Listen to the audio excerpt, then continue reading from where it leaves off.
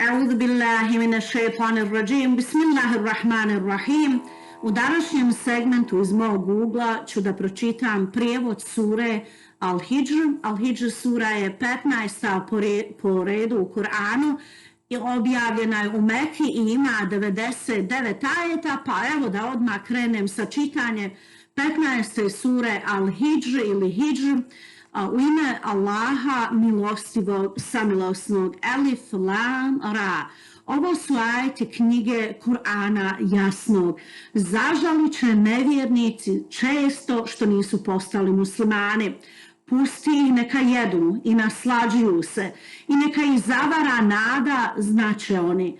A mi smo uništili gradove samo u određeno vrijeme. Nijedan narod ne može ni ubrzati, ni usporiti konac svoj. Oni govore, ej ti kome se Kur'an objavljuje, ti si uistinu lud. Zašto nam meleke ne dovedeš ako je istina što govoriš? Mi meleke šaljemo sa istinom i tada im se ne bi dalo vremena da čekaju. Mi uistinu Kur'an objavljujemo i zaista ćemo mi nad njim bdjeti. I prije tebe smo poslanike prijašnjim narodima slali, nijedan poslanik nije došao narodu, a da mu se nisu narugivali. Eto tako mi Kur'an uvodimo u srca nevjernika. Oni u njemu neće vjerovati, a zna se šta je bilo s narodima davnašnjim. Kada bismo njih radi kapiju na nebu otvorili, oni se kroz nju ne bi uspinjali. I opet bi oni zacijelo rekli, samo nam se pričinjava, mi smo ljudi opčinjeni. Mi smo na nebesa svježda stvorili i za one koji posmatraju ukrasili i čuvamo ih od svakog šejtana prokletog. A onoga koji kradom prisluškuje stižu svjetlice vidljive, a zemlju smo prostrli i po njoj nepomične planine razbacali i učinili da na njoj se smjerom raste. I dajemo vam iz nje hranu, a onima koje vi ne hranite. I ne postoji ništa čije riznice ne posjedujemo, a od toga mi dajemo samo onoliko koliko vam je potrebno. Mi šaljemo vjetrove da oplođuju, a iz neba spuštamo kišu da imate šta piti. Vi time ne možete raspolagati. I samo mi dajemo život i smrt i samo smo mi vječni. A samo mi znamo one koji su vam prethodili i samo mi znamo one koje će poslije doći. A on, gospodar tvoj, će i zaista sve sabrati. On je mudar i on sve zna. Mi smo stvorili Adema od ilovače, od blata ustajalog, a još prije smo stvorili džine od vatre užarene. I kada gospodar tvoj reče melekima, ja ću stvoriti čovjeka od ilovače, od blata ustajalog. A kada mu dam lik i u njega udahnem dušu, vi mu se poklonite. Svi meleki su se zajedno poklonili, osim Iblisa, on se nije htio njima pokloniti. O Iblise, reče on, zašto se ti ne htjede pokloniti?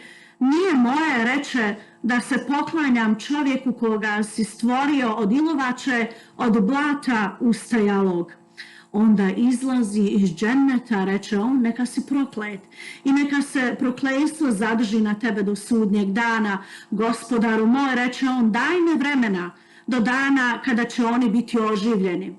Daje ti se rok, reče on, od dana već određeno. Gospodaru moj, reče, zato što si me u zabludu doveo, ja ću njima na zemlji poroke lijepim predstavljati i potrudit ću se da ih sve zavedem, osim među njima tvojih robova iskrenih.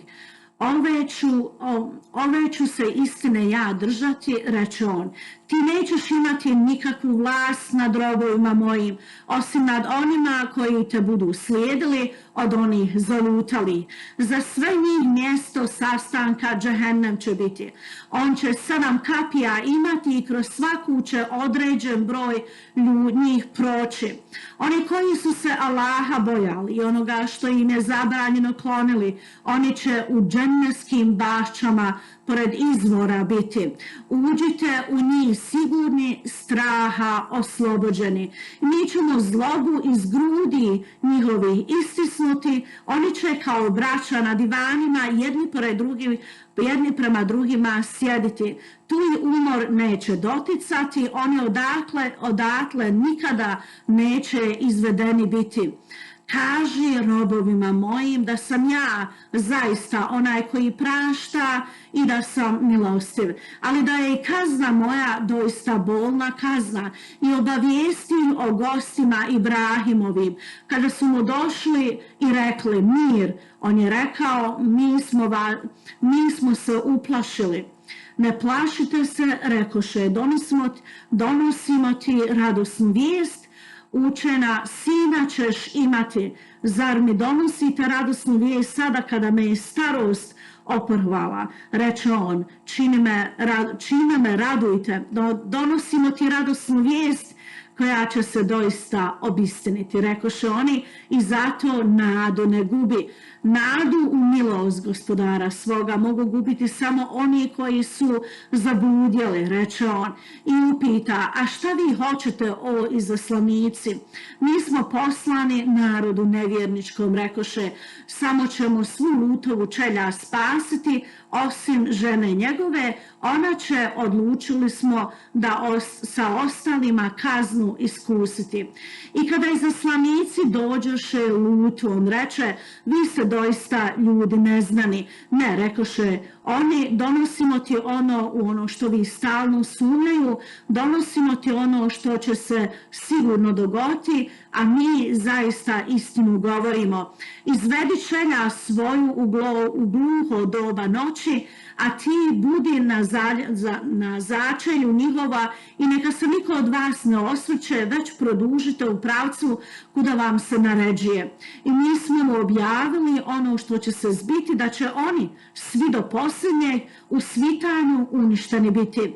I u to dođeše stanovnici grada veseli. Ovo su gosti moje, reče on, pa me ne sramotite i bojte se Allaha i mene ne ponizujte. Zar ti nismo zabranili da ikoga primaš, povikaše oni. Ako već hoćete nešto učiniti, evo kćeri moji, reče on, a života mi tvoga oni su u pijanstvu samo lutali. I njih je zadesio strašan glas kada je sunce izlazilo. I mi smo učinili da ono što je gore bude dolje i ono i na njih smo kao kišu grumenje od skamenjene gline sručili. To su zaista pouke za oni koji je posmatraju.